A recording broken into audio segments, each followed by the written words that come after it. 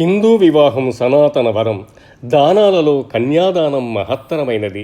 జన్మనిచ్చి అల్లారుముద్దుగా పెంచి విద్యాబుద్ధులు నేర్పించి బాధాతప్త హృదయంతో కన్యను వరునికి అప్పగించటంలోనే ఒక గొప్ప త్యాగం గోచరమవుతుంది. లక్ష్మీ స్వరూపమైన ఆ కన్య మరొక వంశాన్ని వృద్ధి చేయటానికి గృహప్రవేశం చేస్తుంది. హిందూ సమాజ వ్యవస్థలో వివాహం ఒక గొప్ప సంస్కారం. సనాతన వేద సంస్కృతి మానవులకు అందించిన ఒక మహత్తర సృష్టి కార్యం. వివాహం నుండి కుటుంబం ఏర్పడింది. కుటుంబ వ్యవస్థకు మూలం భారతదేశం. కలిసి ప్రేమానురాగాలను పంచుకునేది కుటుంబం. వసుధను ఏకం చేసి భావన కుటుంబ భావం. మానవ జన్మ షోడశ సంస్కారాలతో ప్రారంభమవుతుంది. మొదటిది గర్భాధానం కాగా చివరిది అంత్యేష్టి. గర్భాధానానికి నాంది హిందూ వివాహం. అది కేవలం శారీరక కలయిక కాదు. మనకు జన్మనిచ్చిన తల్లిదండ్రులకు, భగవంతునికి కృతజ్ఞతగా మరొక జీవికి పవిత్ర మార్గం కల్పించటమే గర్భాధానం. హిందూ వివాహం మొత్తం మంత్రపూరితమై బీజాక్షర సంహితమై జరిగే అద్భుతమైన తంతు. వధూవరుల చేత పురోహిత బ్రహ్మ చేయించే మహిమాన్విత కార్యం. వారికి ఎప్పటికప్పుడు అర్థాన్ని భావాన్ని తెలియచేస్తూ సాగించే మధురమైన జీవిత ఘట్టం. మన సనాతనం అష్టవిధ వివాహాలను పేర్కొంటున్నాయి. వాటిలో మానవులకు అర్హమైనవి 3 మాత్రమే. అవి హర్ష, దైవ, బ్రహ్మ విధానాలు.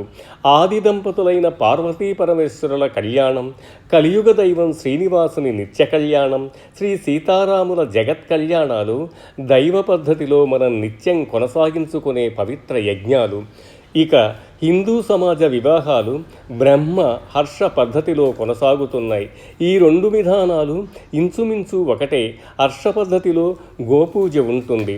లక్ష్మీస్వరూపమైన కన్యను విష్ణుస్వరూపుడైన వరుణకిచ్చి కన్యాదానం చేయటమే వివాహం. కాళ్ళు కడిగి నెత్తిన చల్లుకొని కన్యను వరుణకిచ్చి పాణిగ్రహణం చేయటమే కళ్యాణం. వివాహానంతరం వరుడు గృహస్థుడు, వధువు గృహిణిగా రూపొందుతారు. సనాతన ఆశ్రమాలలో గృహస్థాశ్రమం మహోన్నతమైనది. సకల ఆశ్రమాలకు ఆశ్రయాన్నిచ్చేదే గృహస్థాశ్రమం. పవిత్ర కన్యా క్షేత్రమున బీజాంకురార్పణ జరిగే ఆనంద నిలయమే గృహము. కుటుంబ ఆశలు, ఆశయాలు, సంతోషాలు, కష్టసుఖాలను పంచుకునే దేవాలయమే గృహము. ఆదిత్యుని ప్రతిరూపమైన అగ్నికి ఆద్యాన్ని నైవేద్యంగా సమర్పించి చేసే వధూవరుల సప్తపది ప్రదక్షిణం ఒక మిథున ప్రతిజ్ఞ. సప్తపదిలో పఠించే వేదమంత్రాలు జీవన సౌరభాలు. సప్త సోపానాలు, శుభముహూర్తంలో వెలువడే మంత్రాలు వధూవరుల మనోపలకంపై సావధానంగా ముద్ర వేస్తాయి. ధర్మేచ అర్థేచ కామేచ నాతి చరామి. ధర్మార్థ కామాలలో నీకు తెలియకుండా నేను ఏ కార్యము తలపెట్టనని వరుడు ప్రతిన పూనితే ధర్మేచ అర్థేచ కామేచ తుభ్యం ప్రజాసహిత్య ధర్మభ్య ప్రతిపాదయామి. ధర్మార్థ కామ మోక్షాల్లో నిన్ను అనుసరించి గృహస్థ ధర్మాలను నిర్వహిస్తానని, నీవు కూడా నాతో అలాగే నిర్వహించాలని వధువు సమప్రతిన చేస్తుంది.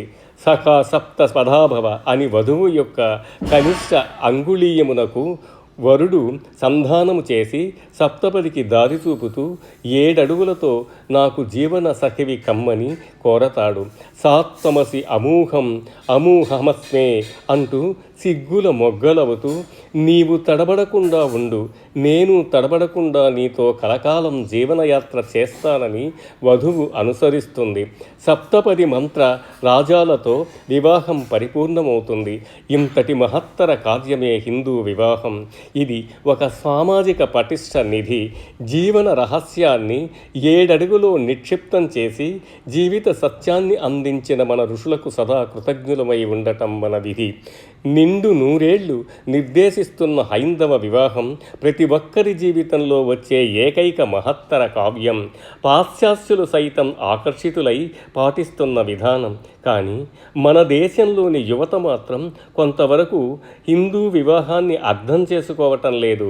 దానికి కారణం వివాహ మంత్రాలకు భావం తెలియకపోవటమే. సంపాదనే సంసారంగా భావించటం. ఆర్థిక స్వావలంబన అనవసరమే, కానీ అదే సర్వస్వము అనుకొని దాంపత్య ఫలాలను ఆస్వాదించటం లేదు. మరొక నూతన పోకడ పాశ్చాత్య నాగరికత పట్ల ఆకర్షణ, వివాహాన్ని కూడా ఒక ఆర్థిక బంధంగా చూడటం, పరస్పర ప్రేమానురాగాల కంటే అహంకారపూరిత భావజలాన్ని నింపుకోవటం, భార్యాభర్తల మధ్య స్వార్థపూరిత ఆలోచనలకు తావు లేదు. ధర్మార్థ సాధనతో ఇరువురు సంపదలు పెంచుకోవటంలో తప్పులేదు, కానీ అదే రీతిలో ఆప్యాయతను అందరితో పంచుకోవటం కూడా ముఖ్యం. సౌహార్ద హృదయాలతో కుటుంబ సభ్యులను ఆదరించాలి. యువతీ యువకులు తమ వ్యక్తిత్వాలను అన్ని విధాలుగా పవిత్రంగా ఉంచుకొని వివాహం అనే మహిమాన్విత బంధంతో ఒక్కటవటమే మన సనాతన సంస్కృతి. సంసారంలో చిన్న చిన్న కోపతాపాలు రావటం సహజం. ఆవేశాలకు పోక మధురక్షణాలను గుర్తు తెచ్చుకొని ఒకరిపై ఒకరు నమ్మకంతో పెద్దల మాటలు వింటూ ఆనందంతో ముందుకు సాగాలి. అన్నిటికంటే ముఖ్యమైనది సీతారాముల దాంపత్యాన్ని ఆదర్శంగా తీసుకోవటం. ఏకపత్నీ వ్రతాన్ని భార్యాభర్తలు ఇరువురు పరస్పరం అనుసరించటం, జీవితంలో మధురాన్ని ఆస్వాదించటం అంటే వివాహానికి ముందు మనోవాక్కాయ కర్మలను పవిత్రాతి పవిత్రంగా నుంచుకొని పెద్దలు చూపిన బాటలో తమకు నచ్చిన జీవిత భాగస్వామిని ఎంచుకొని వివాహమనే యజ్ఞంలో కలవటం. తొలి తీపి జ్ఞాపకాలను ఇరువురు నూరేళ్లు పదిలపరుచుకోవాలి. అదియే అసలు సిసలైన ఆనందానుభూతి. అంతేకాని క్షణికమైన ఆవేశాలకు లోనైతే జీవితంలో నెమరు వేసుకోవటానికి ఏమీ మిగలదు. హిందూ వివాహానికి ఉన్న ప్రాముఖ్యాన్ని, విలువను నేటి యువత గుర్తించి తల్లిదండ్రుల మాటలకు విలువనిచ్చి భావితరాలకు ఆదర్శంగా నిలవాలని కోరుకుందాం. మన భారతీయ సంస్కృతి మకుటాయమైన హిందూ వివాహ వ్యవస్థను ప్రపంచానికి ఆదర్శంగా నిలుపుదాం.